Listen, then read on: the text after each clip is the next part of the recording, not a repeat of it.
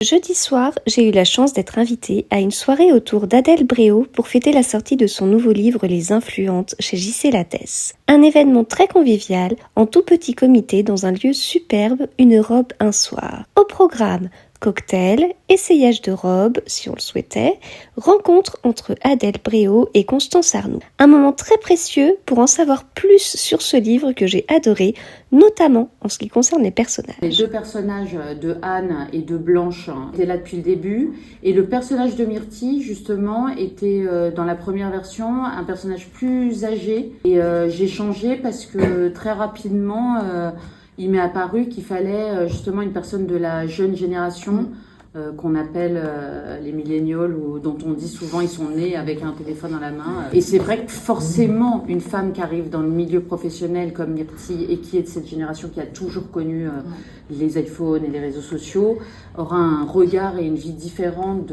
du personnage de 40 et celui de 60. Je voulais aussi, à travers ce monde de la mode, parce que l'idée n'était pas que de dépeindre la mode aujourd'hui, parler du choc générationnel qu'il y a entre les femmes aujourd'hui et entre les générations tout court, notamment dans le monde professionnel. Alors ça, c'est un truc, vraiment, ça touche tout le monde.